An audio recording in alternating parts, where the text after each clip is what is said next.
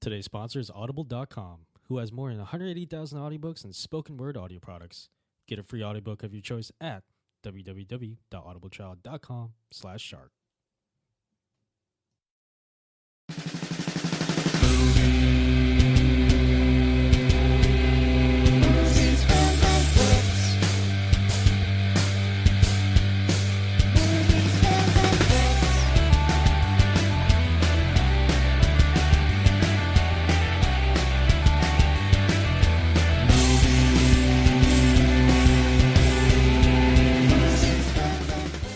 Hello, welcome to the Movies, Films, and Flicks podcast. I'm your host, John Loswith. Joining me, as always, are my co-hosts, Mark Hoffmeyer. So I was doing some business in Florida this weekend, and after that, my father-in-law and brother-in-law went out to some breweries. You know, we had some Cinnamon Toast Crunch Ale in Florida. We had some German chocolate cake porter. We had a pine IPA, which pine from Oregon. We had a caramel macchiato ale, a plethora of good drinks. And so we got back that night, and my brother and I, Sean, we wanted to watch the Batman vs. Superman, Dawn of Justice director's cut. So we sat down, and I got the Blu-ray, I put the disc in, and we're watching. We're like, nothing's really different. Like, we sat there for a long while. We watched it for about an hour and a half. Like, is this really the director's cut? And like, we sat there going, I think that's different. But I was like, I don't know anything that's different in here. Turns out I put in the wrong disc. Oh no! That sounds like a soul crushing. And we watched the theatrical cut for an hour and a half, or like an hour, something like that. And we were just like, I was like, really, nothing's different. And I was like, did he say that? Like, I think we convinced ourselves on one line. We're like, that wasn't in there. And I was like, where is this? And then eventually I was looking in the Blu-ray the next day because we didn't finish it because it's so freaking long. Yeah.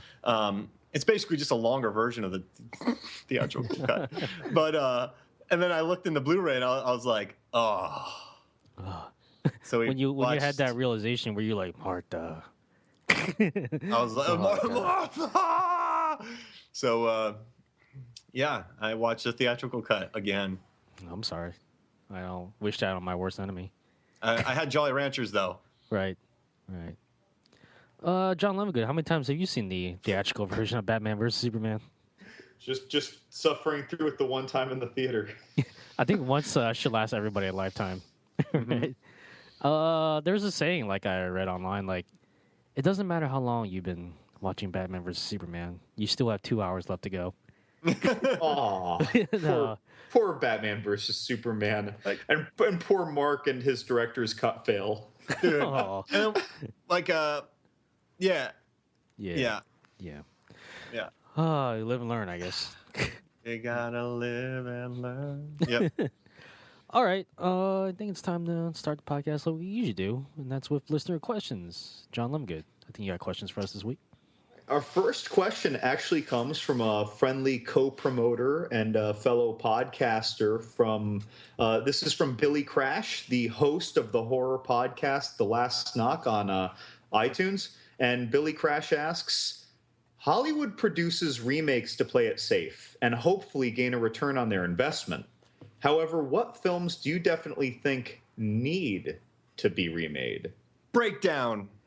No, Mark. Okay.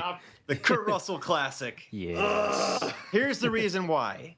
All Cult right. classics are always remade, but they shouldn't be because you can never recreate the personality. All right? Breakdown, nobody watched it. No one remembers it. And I think it'd be a good idea because in our culturally, our technology-obsessed culture, to make a movie where, and maybe switch it, make it a woman looking for her husband, right? Switch the plot. Looking for a kidnapped Kurt Russell. Yeah, like Mary Elizabeth Winstead is hunting for the kid from Hush, John Gallagher Jr., right?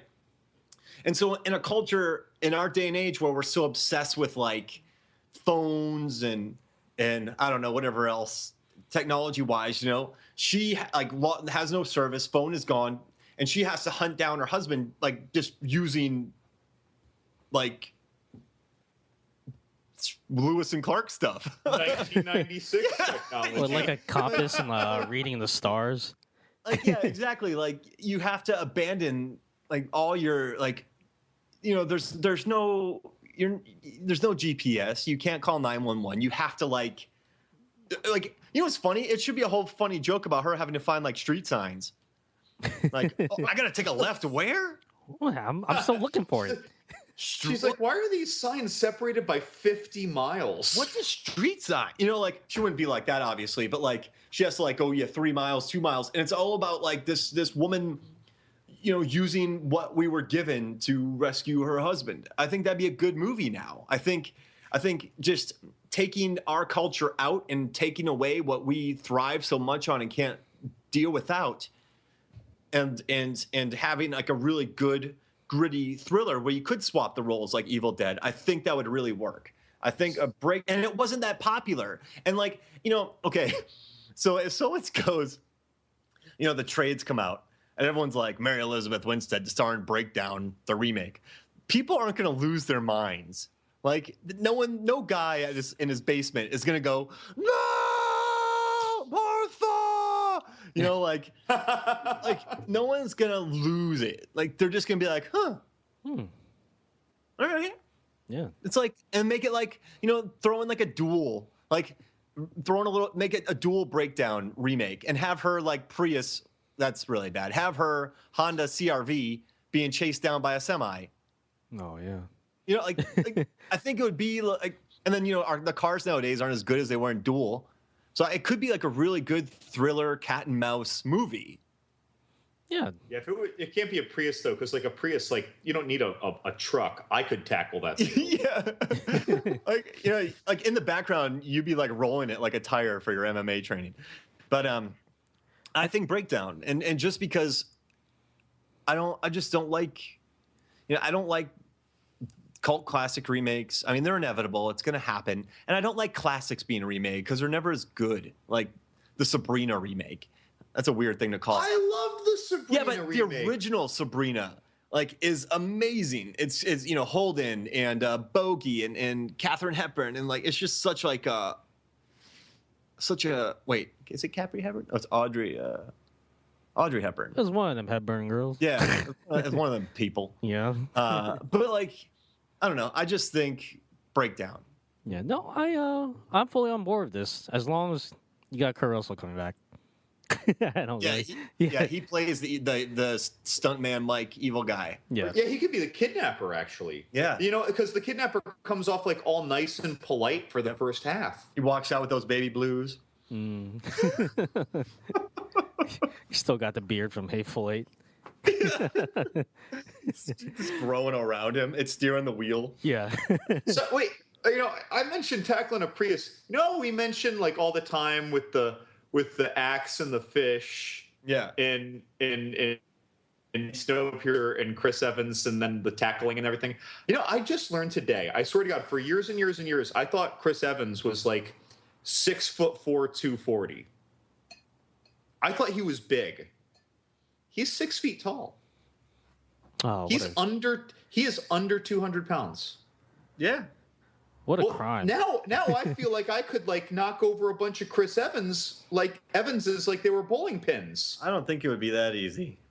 Under 200 pounds, Mark. I think he would see you lumbering towards him. Like if you couldn't sneak at like 11 Good, I know you couldn't sneak up on me. But me, you see, you haven't seen me when I was 235. You've just seen me in the 250s plus. Like, if you're leaning, I was 235 last year. If you're leaning against a wall or something, the wall's leaning in. I'm like, there's some guy waiting to jump me on the other side of that wall. That's what I thought Chris Evans was at. I thought he was like a 240-pound brick shithouse, and it turns out he's like, I don't know, 192. Well, still, I don't know, 11 Good. Chris Evans has that patent arm grab.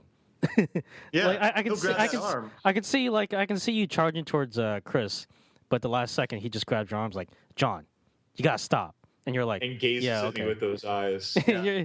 And Lemon Good's like, yeah, you're right. I'm being a dick right now. Like, yeah, if like Roger Moore did that arm grab on you, you'd feel dirty. Yeah. But like when Chris Evans does it, you're kind of like, and he's like, stop. Dude, if Roger Moore grabbed me like that, I'd be like, I need an adult now. It's like, John, you're better than this. Yeah. Yeah, you're right. You're right. It's like, he just gets me, man. I don't know how he does it. I think I derailed the Snowpiercer long enough. Lazabat, what's your answer to this question? I actually had two movies come to mind. They're both kind of superhero movies that came out before the big superhero boom that's happening right now. Can I guess? Yeah, go for it. Spawn. Ooh! No, but that's a pretty good one, actually. That's a good one, though. Yeah. I quit. So I think Dick Tracy would be really cool Oh yeah. for a remake. With Josh Brolin. that'd be pretty cool. So I think Dick Tracy. It's like he's not a superhero. He's like a detective. But I don't know. I think I actually like the original movie a lot. It just hasn't really. It doesn't really hold up well over the years. I think if you make like a remake, make it really stylish looking, like Sin City, was. Like I think that would do really, really well. I don't know. Also make it super violent. Oh, yeah. The only thing I remember about that movie are the costumes. Yeah. I think I feel like it was all style. Yeah. Which lends itself very well to the Sin City type aesthetic. I remember a kid eating soup. Yeah. Wasn't Madonna in that as Breathless Mahoney? Am I remembering that right? Yeah. Yeah. No, it was a very colorful movie. So, no, I think Dick Tracy would be a great candidate for a remake. My second choice would be The Phantom with Billy Zane. Oh, yeah. Oh, my God. Do you remember that? Like, I want them to remake the movie, but I want Billy Zane to come back and wear the same suit he wore in the original movie. Just make like a $200 million sequel, and everyone would be like, what? See, Billy Crash asked what needed to be remade. I think that The Phantom needs to be unmade. I think right now we're associate producers on this project.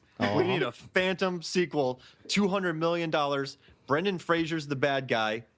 Hey, if Billy Zane's not available, we can get Ben Affleck because he was in Phantoms. So why not have him in the Phantom? He was the bomb in Phantoms. Dude, you're going to be the bomb in the Phantom, yo. Unlikely sequel to Phantom. I like it. So what you're saying is if Billy Zane's too busy Billy Zaneing, then we'll bring in Ben Affleck. Yeah. And if Ben Affleck's too busy, we'll bring in Brendan Fraser to play the hero, the villain, and the hero's son. I think that would do really well. Yeah. So, yeah, those are my two choices. Well, I mean, one of mine would be what's already happening, and that's The Craft. And I don't really think The Craft needs to be remade, but I think that for a young generation to appreciate it, it just unfortunately has to be more contemporary. I don't think they'll watch a 1996 movie as a 16 or a 20-year-old today and like it as much. But, whatever, they're redoing The Craft anyway, so that's off the table. I don't think we need yet another Frankenstein movie, but I feel like I personally need to see that once-rumored Guillermo del Toro Frankenstein movie. But again, that's not so much a need. For me, the need is Logan's Run. And I remember a year or two ago, they were rumoring they were going to do it with Matt Damon. And, Logan's Run was, really badass back in, 1976. Not that I was around to remember it, right? But I mean, it was really badass at the time. But now I can only enjoy it from nostalgia. It's just a bunch of people running down halls with a blinking plastic gemstone glued to their hand, and the urgency feels almost comical when Michael York looks nervous. And I don't know, I feel like for people to love that particular classic sci-fi, I think that it really needs a remake. And it stuns me that it's Star Wars era, but it feels a lot older than Star Wars era. It feels original Star Trek series era. Mm-hmm. So who do you think would star in Logan's Run remake? Well, I'd like Billy them to Zane. stick with that Matt Damon idea that they once had, but unfortunately Matt Damon just keeps getting older and older as they delay this project. That happens. And and you know what else? I don't like the idea, but I read that they were trying to actually reboot this back in 2000 or remake it in 2000 with Leo DiCaprio. I wouldn't have been thrilled with that. And now, I don't know, Ryan Gosling? That's logical. But he's remaking, or he's doing a sequel to Blade Runner. Yeah. Is he in that? He is in that? Okay. Yeah. Well, actually, that's just 6 years apart. What about Paul Dano? I think he's too gangly. Dane DeHaan. Who's that? The bad kid from Chronicle. He's a little gangly guy. He's got to. I mean, if he filled out a little bit, because he was just a little teenager. We can't have someone too skinny. Like, I don't want DJ Squalls up there. I was about to mention that. Yeah. I want DJ Qualls. They seeing him run would just be comical, running down the hallway. He would be shooting everyone in the crazy face that Eddie Griffin taught him in. DJ Qualls is my go-to suggestion for every movie casting. I think they should have cast him in 50 Shades of Grey. We are remaking Singing in the Rain. I'm thinking DJ Qualls. I don't know, man. We use the money. Like Jack Skellington. Oh, mercy. All right. Joel Edgerton. Okay. So I think the answer to this question is what? What do you think? DJ Qualls. DJ Qualls, yeah. DJ Qualls. I think that's the answer to remake him. I forgot what the original listener question was. So I think DJ Qualls should star in Pretty Woman because she gets a remake.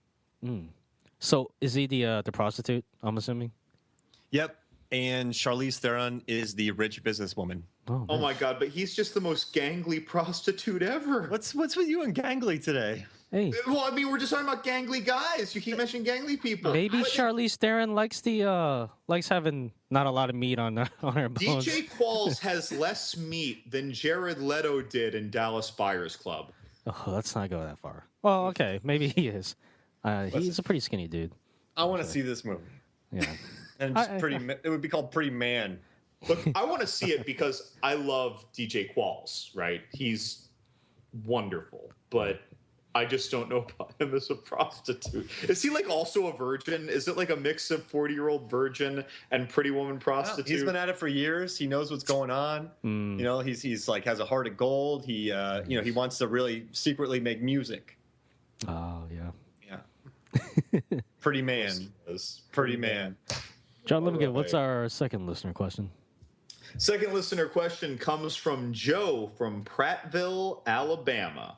And Joe asks, what would be the plot of Pokemon Go if it was made into a horror film? It'd be like Battle Royale.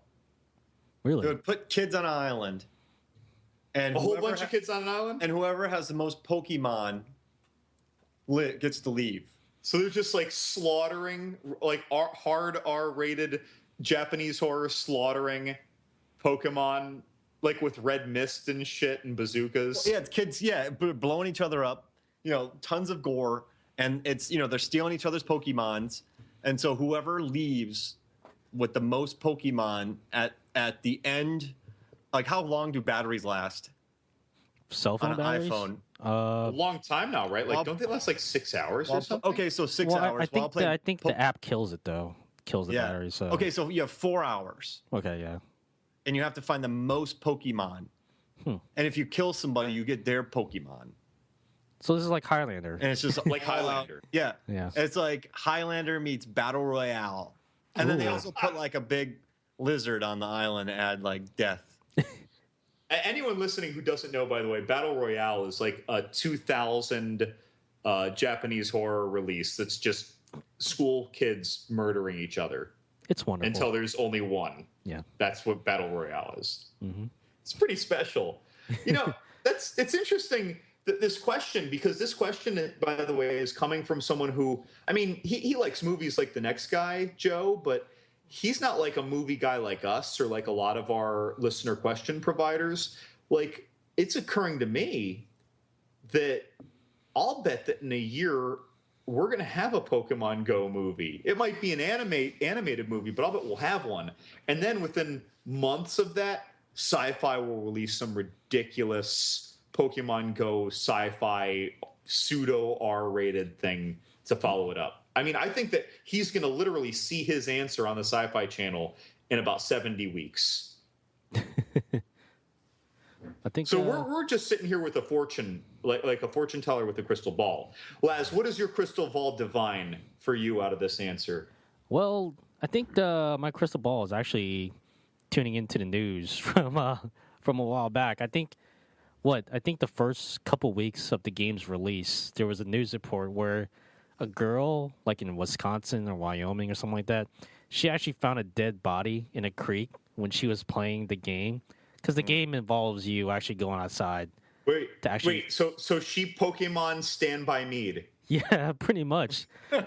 So I'm thinking like a Pokemon Go horror movie. I think it'd be interesting if the kids were playing like the Pokemon, like the locations where they had to go. They keep finding like dead bodies and whatnot. And these Richard kids, Dreyfuss is going to narrate it. These kids would have no idea where they're walking because they're not paying attention. I remember I was working on this movie, and we were keeping everybody on the set. And then all of a sudden, we're about to hit a major scene. This guy is walking through the set, staring at his phone. Somehow he got past all the security and barricades because he was just staring at his phone. Like he wasn't even. And then he looked up and went, "Whoa, whoa, whoa," and I kind of ran away. This guy bypassed security, and no one even realized it. Listen, if you look like you belong. Yeah, exactly. So like, you could lead these kids to hell, and they'd be like, "Is there a Pokemon in there? All right, I'm going back." Yeah, I think the guy who was scaling Trump Tower, a couple days ago, there was a joke. Was like, "Man, there must be like a really good Pokemon on top of there."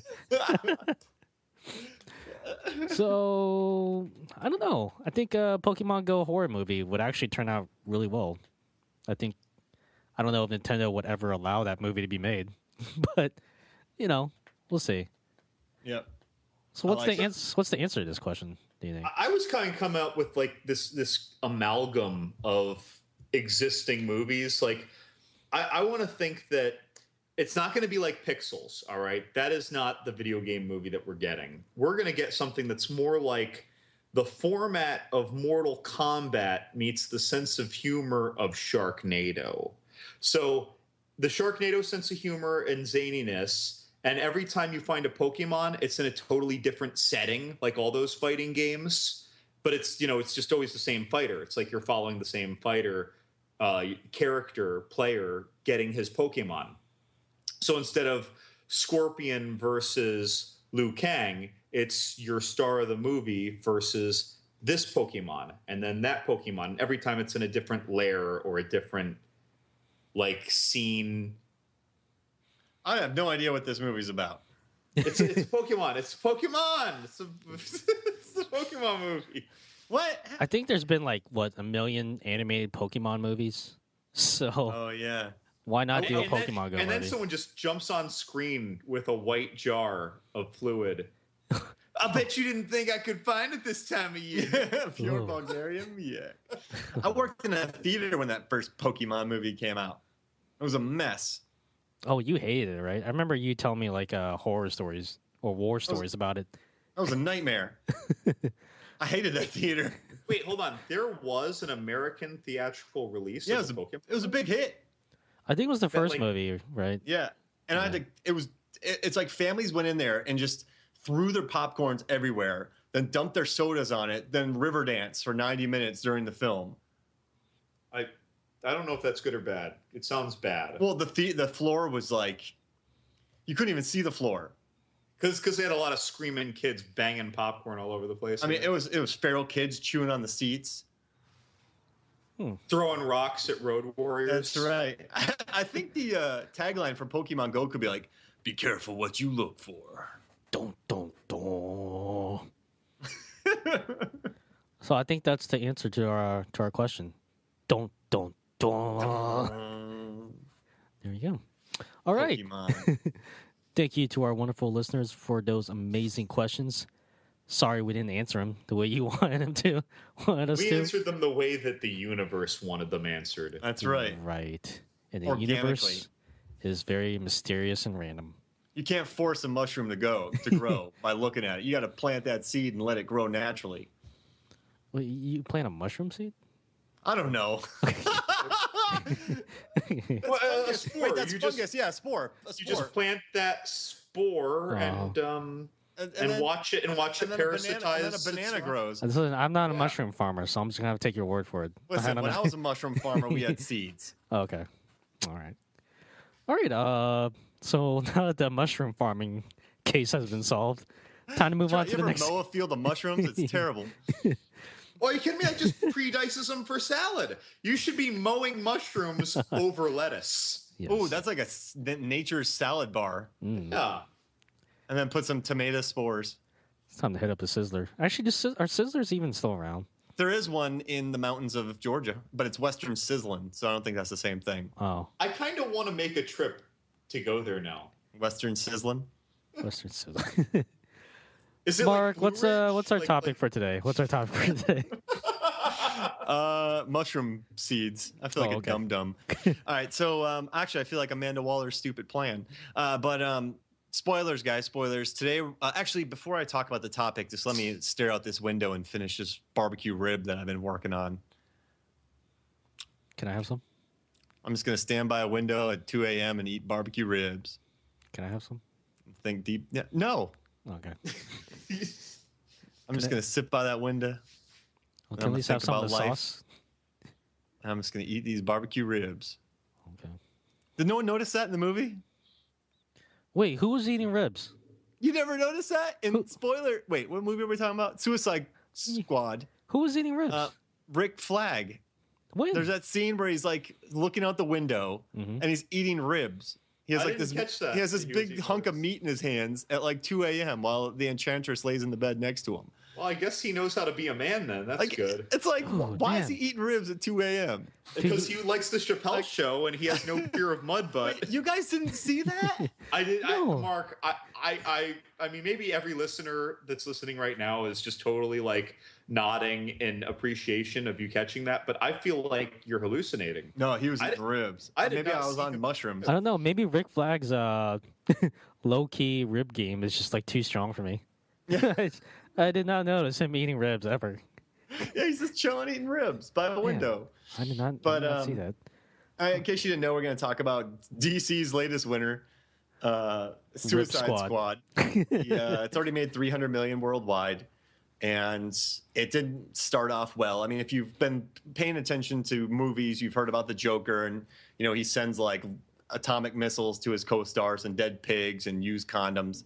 It's a Suicide Squad is a movie about a bunch of ne'er-do-wells who have to team together to prevent a dum-dum's stupid plot from backfiring in their faces. It was a really, really stupid plot. So Suicide Squad, directed by David Ayer, DC movie. I think I just broke down the plot, but yeah, it's this cut is the director's cut. There won't be another R-rated cut. Someone's actually suing them because there wasn't enough Joker in it because they advertised him in the trailers. But he was in like 5 or 6 scenes. Yeah, it's. I will say, this movie exists on the screen, and you feel some emotion. You laugh a couple times, and then you're kind of like, oh, brother. And then CGI blobs fight each other. And people survive many helicopter crashes. All right.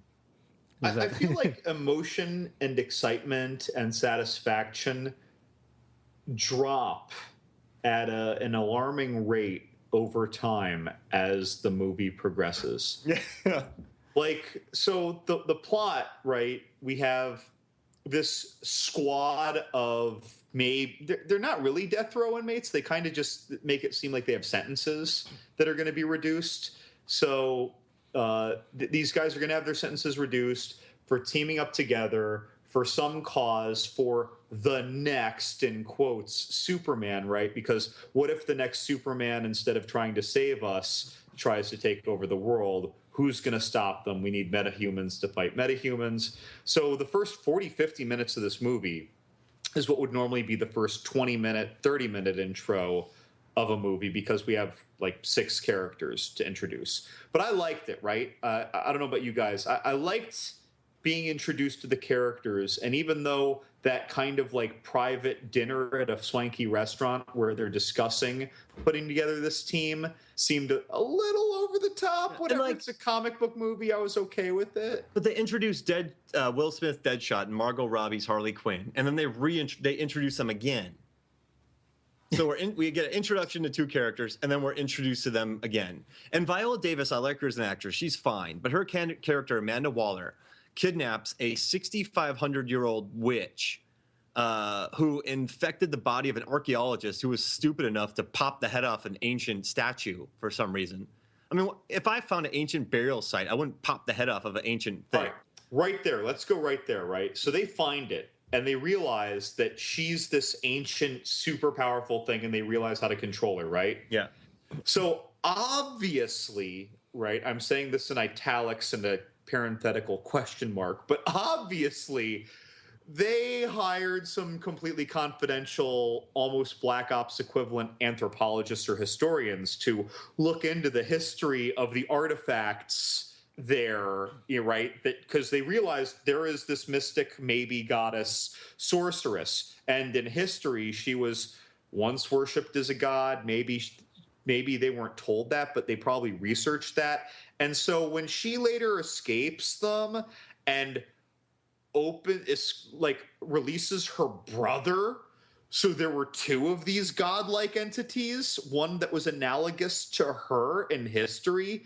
And this is a total surprise to this agency that can afford to finance and manage 6 or 7 of the most deadly people on the planet. Yeah. And then, so Amanda Waller's plan to keep the Enchantress in check. So the Enchantress will go to Iraq and grab military plans and come back, blah, blah, blah. But she has the Enchantress heart in a box. Whenever the Enchantress acts crazy, she starts stabbing the heart. So she has the Enchantress in check. But the problem is that the Enchantress is also dating Rick Flag, who's Viola Davis, Amanda Waller's right-hand man. He's like a super soldier who has nothing super. He's just a badass dude. So we have like this guy who's in love with a woman, but she can become a witch, and she's under control by Amanda Waller, who can crush her heart whenever the Enchantress acts crazy. However, I mean, the Enchantress just gets the heart. Wait, and that heart is just like in The Last Witch Hunter. Yeah. It's like a phylactery of her power. Yeah, and so she grabs the heart, obviously. Then she rises up her brother, and they shoot a cloud of CGI into the sky. They raise a bunch of ashy bad guys who she kisses, and she turns them into, I don't know, charcoal men. Good Lord. So she smooches everyone around town. They become charcoal men. And then they're like, we got to send it in the Suicide Squad. And then with the Suicide Squad, they have Killer Croc, Diablo, Captain Boomerang, yes, Slipknot, Deadshot, Harley Quinn, and Katana is really just there to manage them. Yeah, and like, so they send them in and Pyro. Oh, Pyro. Right? To make up for their stupid mistake. So it's their fault. And then so the Suicide Squad is essentially there to fight one of the members of the Suicide Squad. Yeah, who's running and her amok. Brother. Who's running amok, smooching people all over town. Like, so where do we even? The characters. How about we start with the characters? Right. We talked about introducing the characters. Like, for me, I thought Rick Flag was good. Right, I thought that Captain Boomerang was really just occasional good comic relief, and otherwise he's a brony. He's a brony who drinks energy drinks when shit goes down and says funny things with an Australian accent. But I thought that like Will Smith and Margot Robbie. Will Smith was very, very good, especially in the first half. But Margot Robbie, to me, in this was excellent. Her character, her craziness in the first half specifically. Let's ignore how they wrote her in the second half. But I thought that she captured the character pretty well. Yeah.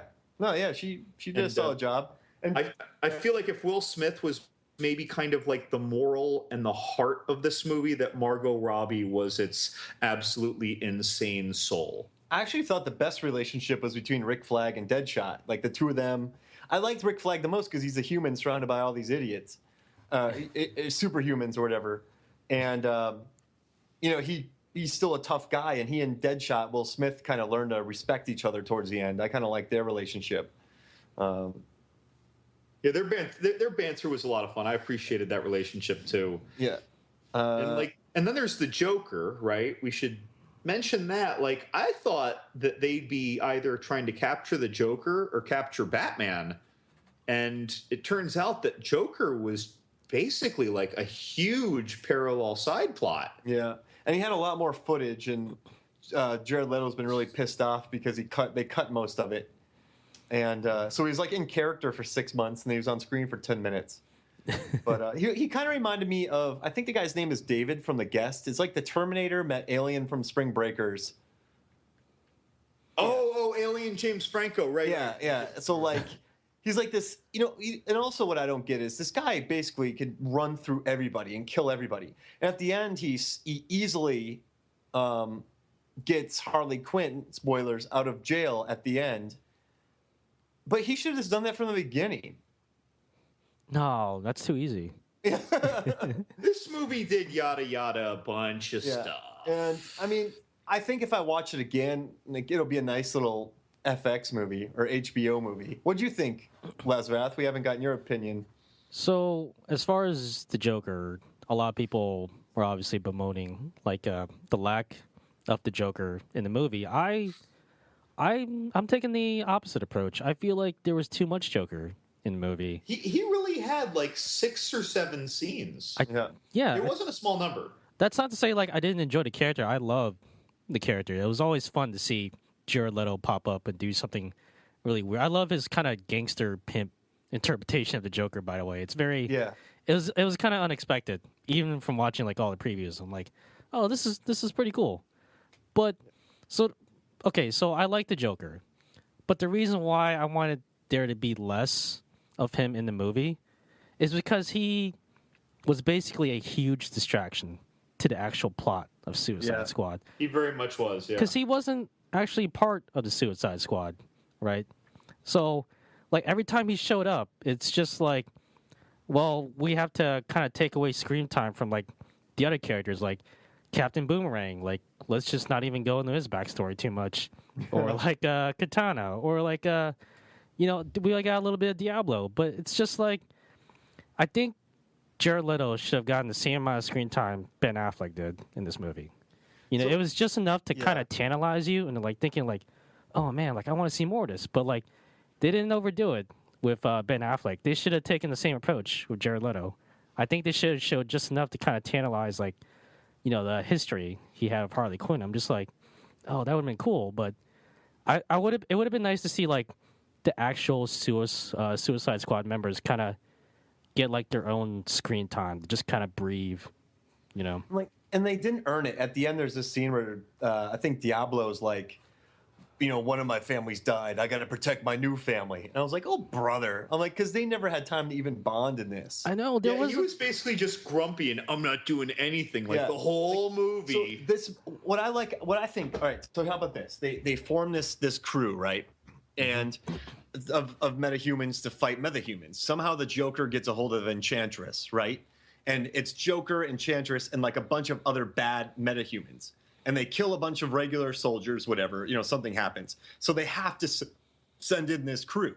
So like the metahumans are going to the top of this building, like the Raid, to battle other, or Judge Dredd, if you haven't seen the Raid, to battle, or Dredd. People are like, shit. To go battle other metahumans, not faceless ash blobs who got smooched. I think it would be really cool to have metahumans against metahumans. And then it's kind of like, okay, well, we need to unleash them on these guys because we don't care about them. We don't want to lose any more men. So they're going in after these guys. And the Joker could be the bad guy. And it could be all like an attempt to lure Harley to him, blah, blah, blah, get the bat. I don't know. But that would have been so much cooler than a CGI thing. I don't even know what that was supposed to do.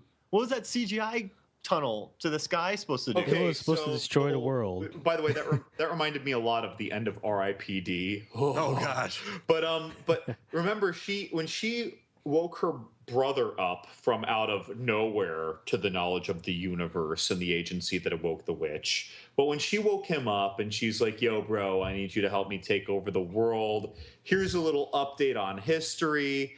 they no longer worship us like they once worshipped like gods. They now worship machines. So we will make a machine to destroy them. And their machine is basically a bunch of random parts. Oh my God, not just R.I.P.D. Teenage Mutant Ninja Turtles Part 2 that was just in theaters.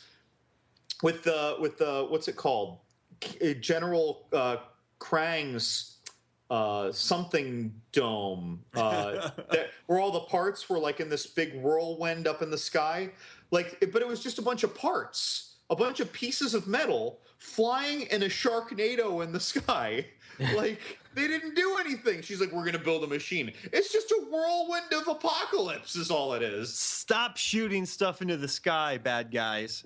Yeah. Like, it's just so weird. And then remember whenever she like touched or I'm sorry, her brother like affected metal things like cars and buildings with his tentacles, whatever, like the weird black monstrous things that Charlize Theron was creating in Snow White and the Huntsman out of nowhere.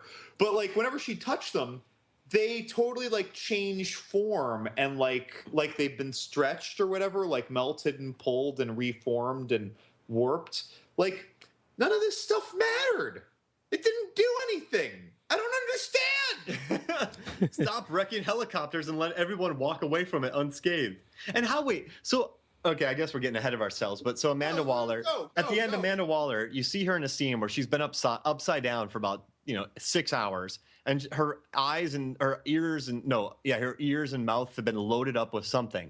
I mean, she obviously has been affected deeply. Then later on, she kind of walks out like, "I'm back." It's like, what? I don't understand how she lived. I think Deadshot even said it. Like, how are you still alive? Oh, okay. Remember in Blade when Steven Dorff was draining his blood? And then, like, he was all weak, but then he fell in that pool of blood, and he comes out, and he's just, like, better than ever after 3 seconds. That's basically what happened to Amanda Waller. Yeah. Yeah. This movie needed a Fury lunch scene. So David Ayer directed a movie called Fury. It's a World War II tank epic. In the middle of it, there's this really amazing character piece involving everybody in the tank and a couple women who are in this maybe French or German town. But it explains their dynamics perfectly. And they talk about the past and the present and everything like that. And it explains all their characters. And it's not pretty. It's ugly. And Suicide Squad didn't have that. Hey, speaking of lunch, I think why don't we just take a quick lunch break? All right, I'm going to eat some ribs. Yeah. I'm going to have a Red Bull. Yeah. All right, guys. We'll see you in a little bit. Robert. Yeah. Best Charlton Heston line of all time. Where's the butter? Fantastic. That was that's a good one. John, you. He can't recover. Well, anyways, go to sharkdropper.com, www.sharkdropper.com. Check out all of our fantastical podcasts. I can't believe it's not butter. It's a little too late for that.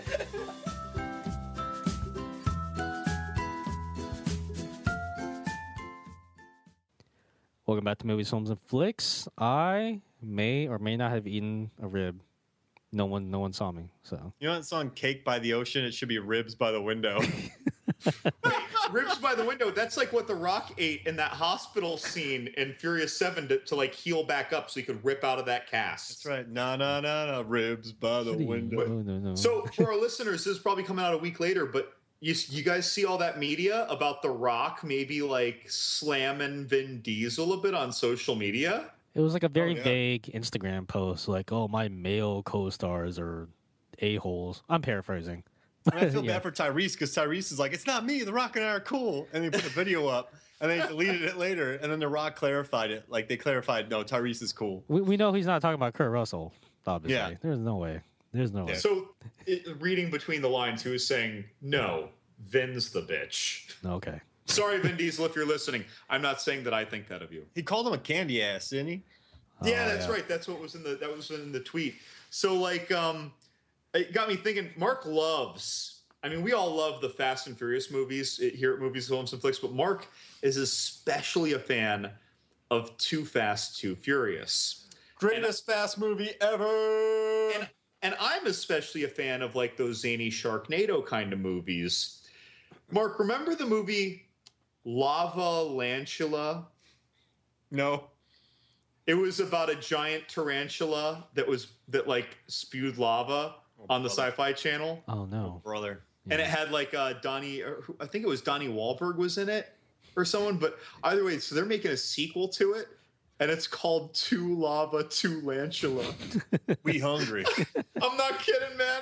It's I Two hate it. Lava, Two Lantula. Folks, Anything that messes with the honor of Too Fast, Too Furious has to fist fight me. Two Lava, Two Lantula. can I just skip the first movie and go straight to the sequel? I mean, it gets points. You know what's funny is that I didn't see La Vantula, but now it makes me want to see that movie because they're decidedly going the Sharknado route, whereas I didn't necessarily know that for a fact on the first movie. You know, they make like Croctopus versus Wolf Shark or whatever, and they're zany, but they're not Sharknado zany. I've turned off Sharknado within the first 10 minutes. We can't all have good taste, Mark. I think that movie Ew. that movie tried to be bad. Yeah. But you can't make a bad movie if you try to be bad. Right. It has to be, you have to make a good movie and have it, and then it turns out bad to have it be truly bad. They just keep making them, and they just keep making more money. It's faux bad. Yeah. And I think faux bad ain't bad. If you try to make it good and it's bad, then that's real bad. I feel like there's a double or a triple negative going on. I'm trying to track where the good quality or bad quality is in there. Good bad was made to be good. Oh dear. I've gone cross-eyed. Oh my god. Hey, speaking of going cross-eyed, I think it's time for another list of questions. Right, let Oh me get- dear. All right, so our third question is actually themed for this episode. It comes from Neil from Greenville, South Carolina. Neil's a repeat question provider. He asks, which Suicide Squad is better? The comic book squad that we see in the movie or the Suicide Squad from the Life of Brian? Life of Brian. They have one simple mission. They chase everyone away, and then they kill themselves. That'll teach them. Or something. And then they stab themselves. Can you imagine the Amanda chest. Waller trying to wrangle these guys together? I put together a team, but they killed themselves. Yeah, Yeah, okay. I think they shouldn't call it the Suicide Squad. They should call it the Slightly Bruised Squad. You know, they didn't really ever get, but like all their injuries were really sustained from like dodging death and getting banged up, wasn't Yeah, it? the Banged Up Squad. Like, oh, here comes her brother's tentacle. I'm going to jump out of the way and bang on the concrete. Yeah, they aren't trained tumblers. When they tumble, they're going to get bruised. I mean, it's not like Underworld Awakening where Selene just gets thrown all over the place. A stupid werewolf. I can't wait for the next one. Yeah, so like, I think the Suicide Squad from Life of Brian. So just overall, like just that's like a big sweeping, like they're better. Because they actually accomplish their mission. That's And a fair criticism. And there's a great punchline, and they're an actual, literal Suicide Squad. They succeeded at the suicide of the squad. Their mission was 100% successful. So, like, in the movie, their mission was 100% ridiculous. Like, I don't know. Laz, how did you feel about these two Suicide Squads? Well, it's weird comparing these two squads because I didn't think I'd ever have to do it. But it was interesting. It was an interesting thought exercise. In the end, I'm just like, no, I give up. I don't know. It feels like something you'd be challenged with in a philosophy class where today's chapter is on film. I think it'd be interesting if you could just like mash them together, right? Just have them like one big Suicide Squad. I want to see like the interactions between like the different members. Like, how does Margot Robbie's Harley Quinn interact with the guys from Life of Brian? I mean, they wouldn't talk much because the other guy, they just kill themselves. Yeah, that's true. So how you doing today? I'm going to stand myself later. Oh, Yeah. nice. Ugh. What do you want to drink? They probably do want drinks. Yeah. The Suicide Squad. They're probably expensive too. Ugh. Which Suicide The Squad? one that kills themselves because they're like, well, I might as well have a good drink. That makes sense. Now you see, because in Suicide Squad they go to the bar. That's why I was thinking. They tried to do a Fury lunch scene in Suicide Squad, but they made it a bar scene. Yeah. I don't know. So what do you think, John? What Suicide Squad do you like? Like, for me, I think that the movie that we just saw, the Suicide Squad movie, had better characters, but I think that the action was better and that the story made more sense in Life of Brian. Yeah, there we go. For like, because those guys, like, we don't know anything about those Life of Brian, Monty Python, Suicide Squatters, right? And like, you know, listeners, if you're confused, by the way, I should have said this. There, if you type Suicide Squad, Life of Brian in YouTube, you will, like, first hit, get like a 90-second clip of this squad from that Monty Python movie. But like, they just kind of come on the scene, they do their thing, and then it's almost like a salute with suicide in front of an up on the cross Brian, whatever. Like, it's, I don't know.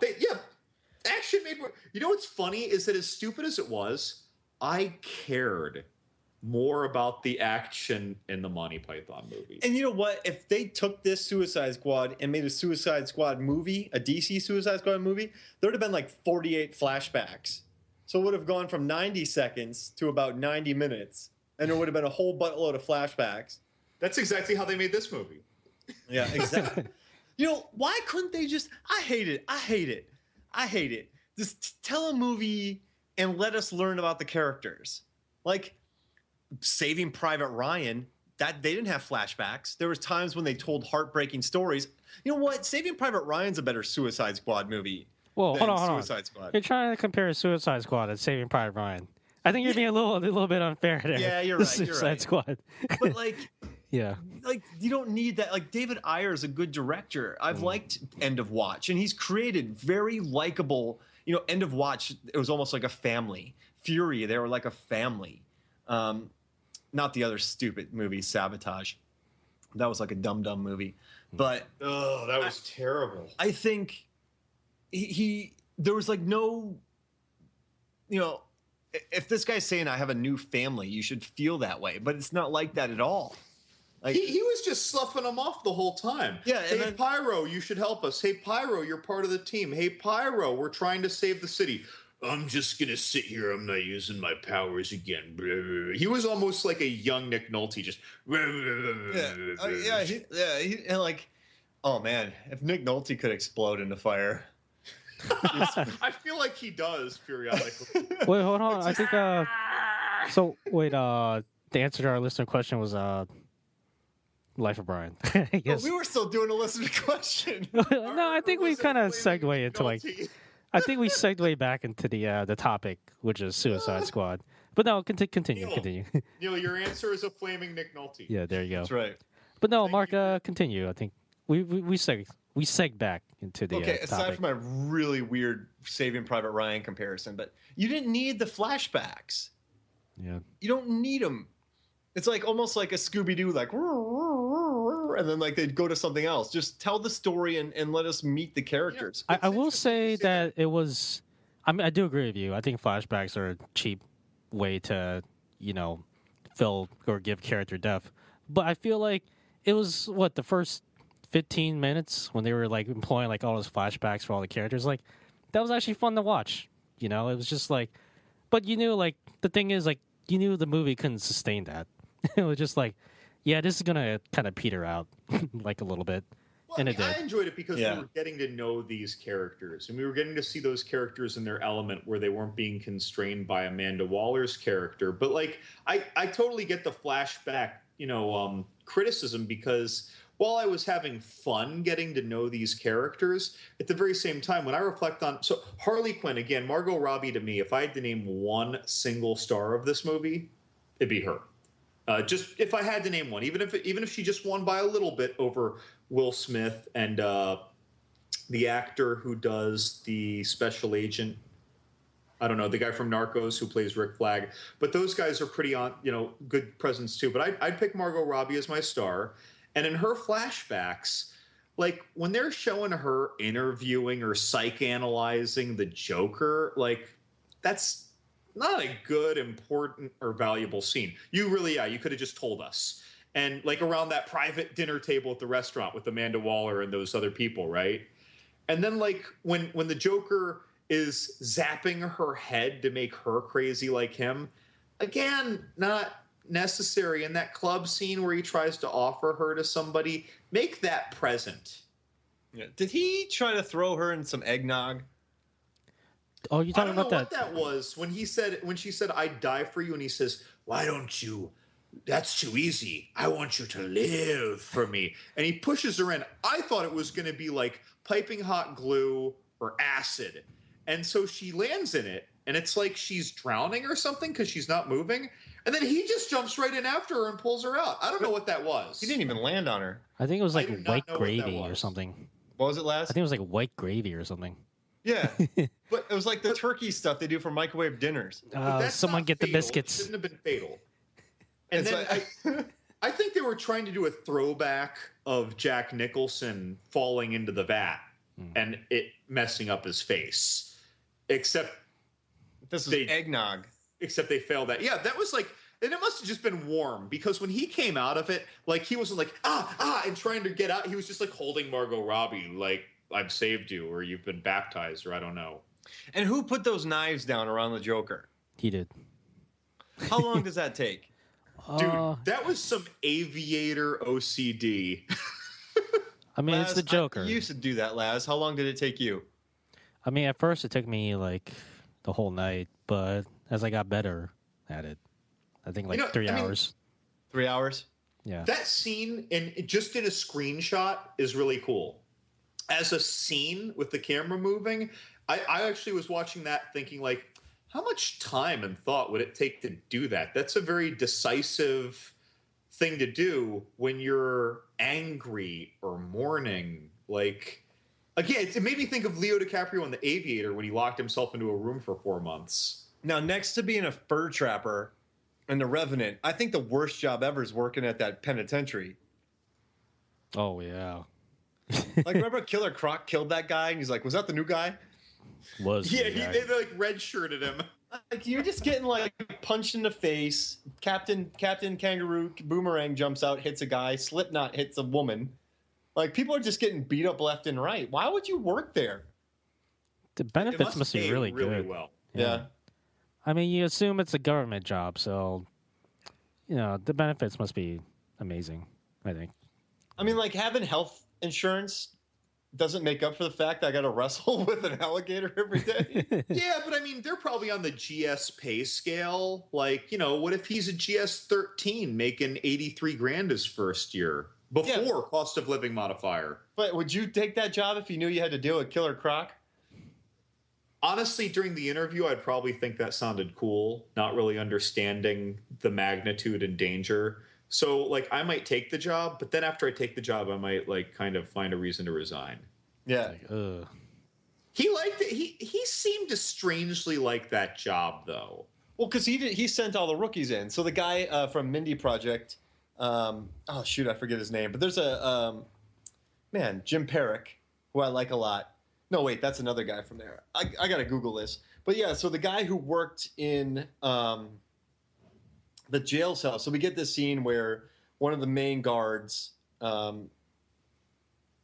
is basically taking everybody out of their cells, right? Yeah. Yeah, and so that's like another scene to introduce everybody. And they're beating up on Deadshot. And then Captain Boomerang, they didn't show him get out of there, did they? No. Well, they showed him like just in a bag, right? How do you think they got him in that bag? Did they put some, Fosters in there? Yeah. It's like, here you go. So Ike Barinholtz is the guard. And I think he's a really funny actor. I actually liked him as the guard. He kind of had the most personality, but he didn't really fit in the movie. I like how they referred, hey, and they didn't need a flashback to do it, how he referred to the last time that he walked into that cell with Harley. Oh, yeah.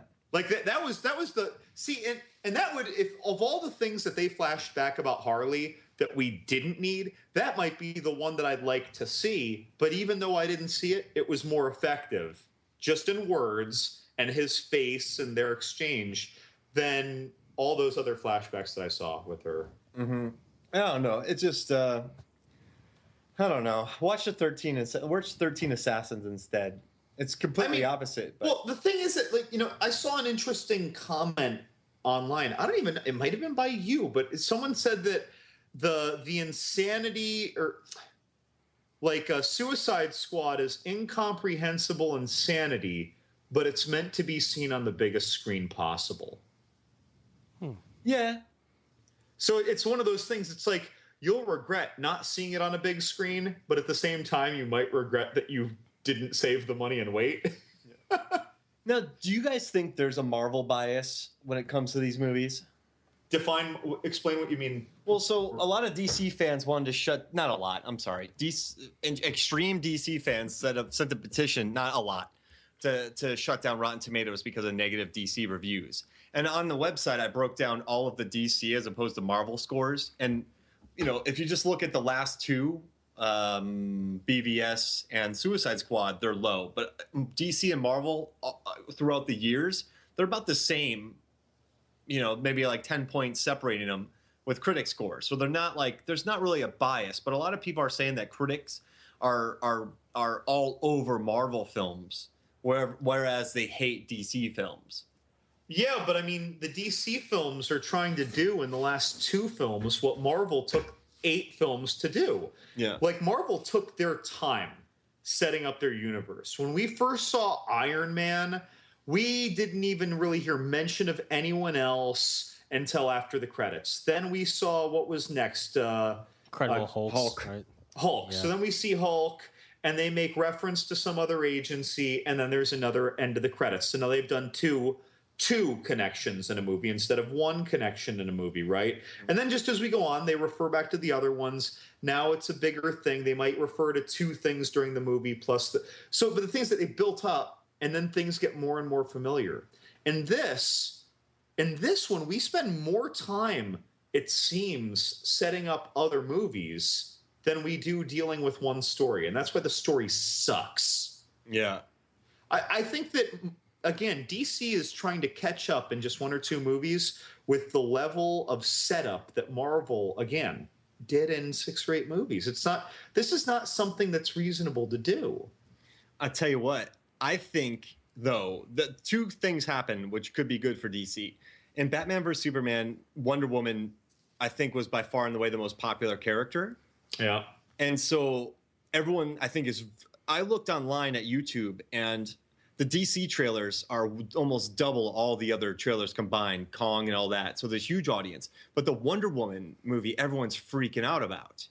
And I think because she came out unscathed from a massive film. So I think that's going to be good. And if they make a Harley Quinn movie, I think everyone loves her character so much.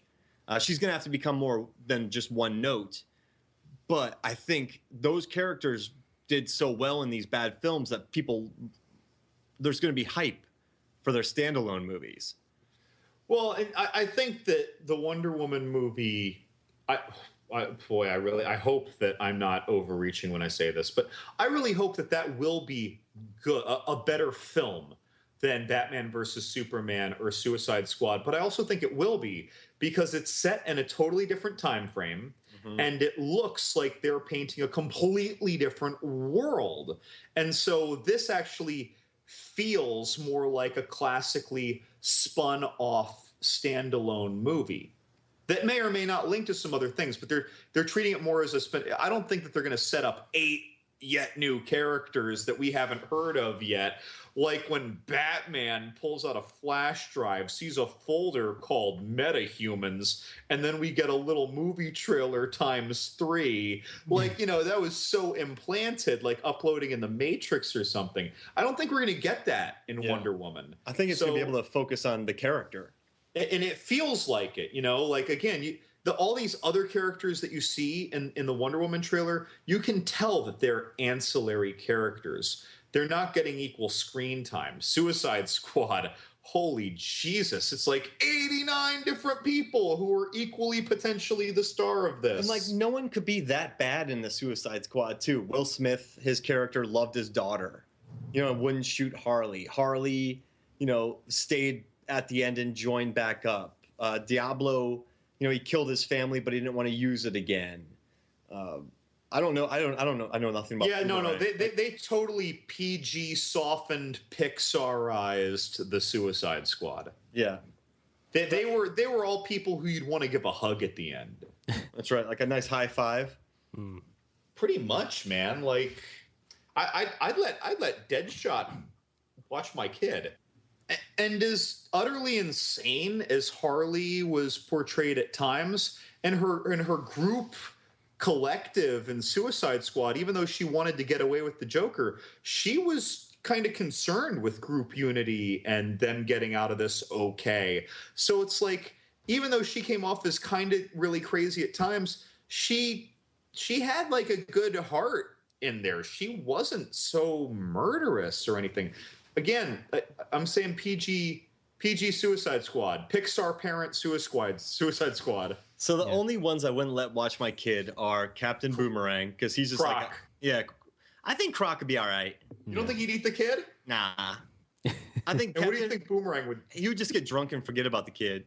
And I think Rick Flag would be too busy eating ribs. So, all right, we got to do this, guys. So, what would your Suicide Squad name be? However, people can't come up with their own nicknames. So, Lazvath, me and you, we got to come up with Levingood's Suicide Squad name. Rubber Pants. I don't know. That's the first thing that came to mind. Okay, Rubber Pants. That's the first thing that came to mind. Why on earth? That doesn't make any sense. Like, What? And Captain Boomerang does? So basically, you can't be electrocuted because you're grounded at all times. There you go. Terrible. So we got Rubber Pants. All right, and then Levingood. What should we give Laz? I don't know about Laz, but you're probably like high kick off. and you always walk a little bow-legged because you're always lightly pulling your groin. Wait, you can kick a flag off a skyscraper. I just aim and kick. I can kick people's heads clear off. So Mark, I gave you one. Laz gave me one. I think you have to name Laz. Beef. There you Beef. Laz is what's for dinner. Yes. See, basically, he can like beef up. Like infinitely. Yeah, like he can just beefed up. You mean like the Storm Lord in Big Trouble in Little China who exploded? Yeah, exactly. No, I was thinking like the Hulk on steroids. No. I think I think Biff, like the jerky Biff from Back to the Future meets the blow up guy from Big Trouble in Little China. Oh, okay. So you kind of like that's a power jerk. You can kind of swole up. You basically look like the Hulk from Jersey. Okay. So wait, I watched the Jersey Shore, and anyone who's listening, I'm just going to say, so Ronnie. Yeah. So Ronnie. What was it? What does he do? Gym tan laundry. GTL. So we have Rubber Pants, High Kick, and Beef. RHB. I love Rubber Pants. Rubber my beef. So we each get like our own like dozen flashbacks. Yeah. So wait, how did you become Beef? I think I was a vegetarian who accidentally wandered into a slaughterhouse and just fell into a vat of blood. I just beefed up from there. Oh my gosh! Oh, yeah. But as a child, and then like you kind of emerged like from a mogwai to a gremlin. That's right. What about you, Rubber Pants? I think that I just had a bedwetting problem as a child, and it got lucky one day when the floor got electrocuted. I don't know. Rubber Pants. This feels like something out of Pinky and the Brain. And High Kicks, I was a juvenile delinquent, and I got caught stealing a sword from a mythical sensei, and he trained me in the ways of the high kick by like JCVD montages. Oh, nice. All those are your flashbacks. They're just all montages. It's basically like Bloodsport because it's all flashbacks anyway. Speaking of JCVD, I wonder if all of our listeners know that Van Damme is going to be playing the trainer role in the new Kickboxer movie coming up. Yeah, and Beef is the main character. Keep an eye out for it. Beef, rubber pants, and high kicks. All right, guys. So final thoughts, Suicide Squad. Anything we didn't or forgot to get to? I'll probably buy the Blu-ray. Yeah.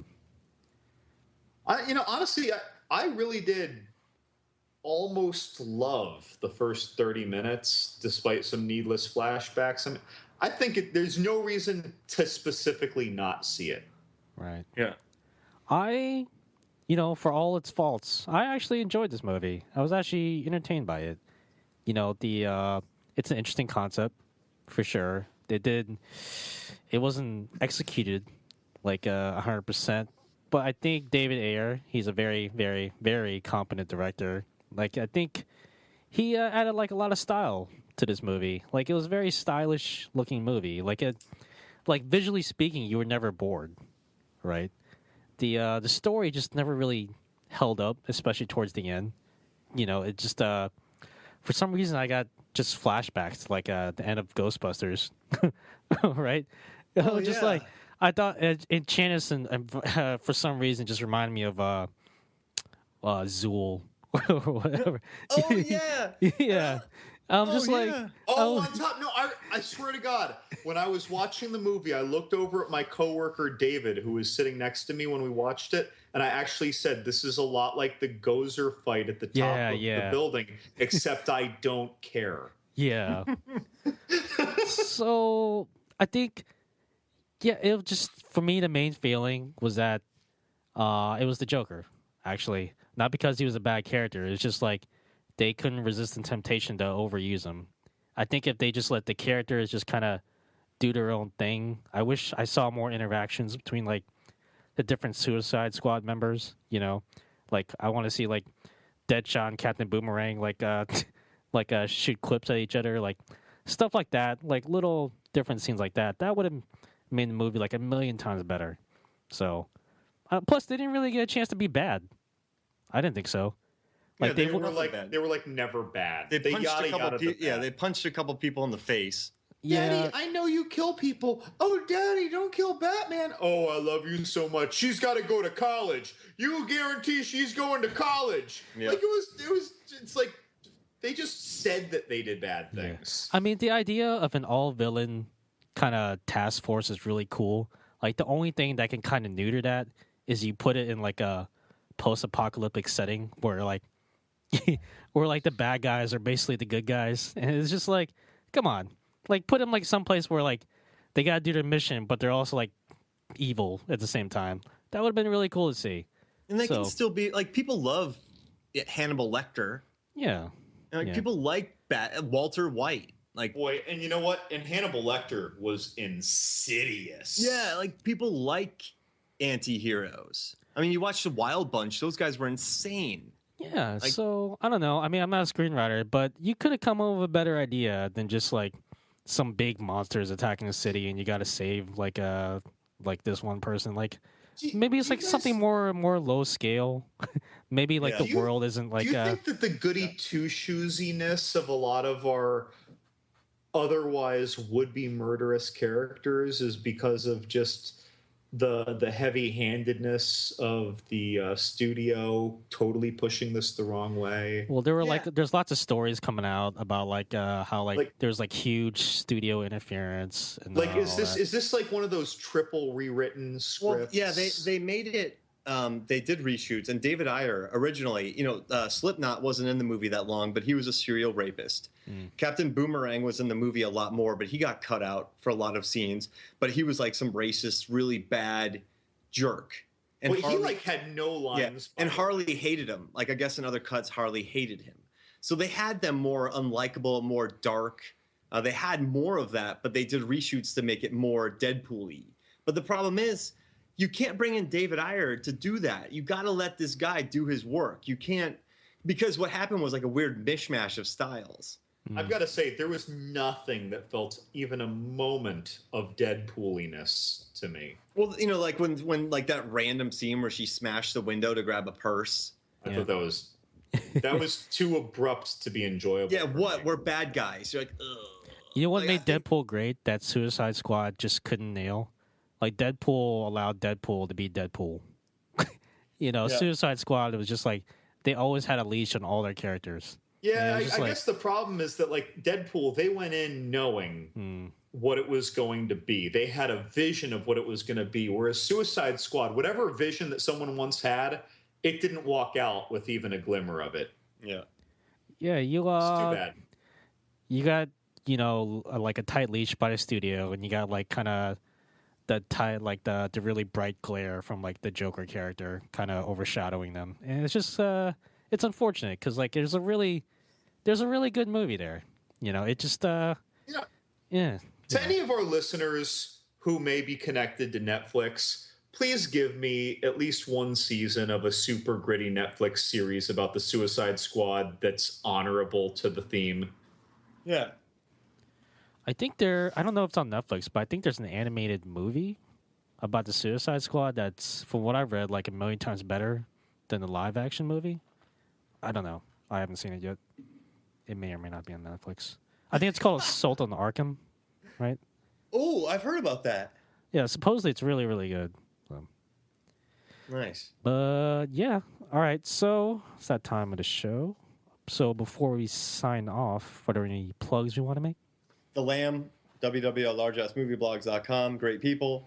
Also, go to Movies, Films, and Flicks on iTunes. Rate, review, subscribe. Please, guys, we'd love to know what you think. Also, Lazavath just started a new podcast called Rib Eating. And he just kind of goes around the country and he eats various ribs and records it. Yeah, but the thing is, you can't tell if I'm eating rib or not. That's right. Well, ooh. Yeah. If Laz eats a rib and no one is there to hear it, does it make a smacking sound? Yeah, I heard his episode 3. I had to turn it off after 3 minutes. It was basically just him sucking on his fingers. I dedicated that episode to you, Mark. Yeah. We've got to kowtow and pay homage to Shark Dropper Studios and their 89,000 podcasts. But 89,001. And Lazavath for being our talented editor. Oh, thank you. Editor, host, I'm a technician. true Renaissance man. Yeah. I'm not saying I do all the jobs well. I just do a lot of jobs. All right. Anything else? I just throw out a little continued support. The big thanks to Crash Palace and from the Last Knock and the Frisco Kid from Loud Green Bird. They're always pretty nice with promoting our material on social media. Appreciate you guys. Listen to your stuff. Make us associate producers. Yeah. Just add us. Just give us a credit in the end. All right, guys. For my co-host, Mark Hoffmeyer. Ribs. John Levingood. I want to hear The Rock call Vin Diesel a candy ass more. Rubber pants. I've been your host, John Lasso. Thank you so much for listening. Wait. And Beef. I've been your host, Beef. And we'll see you guys next time. High kick.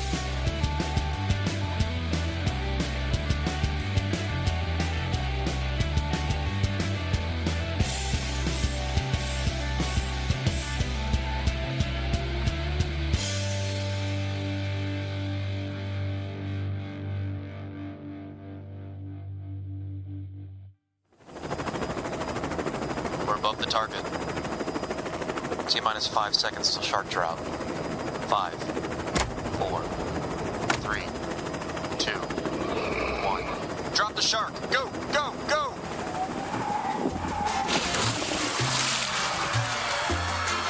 This podcast is a Shark Dropper Studios production.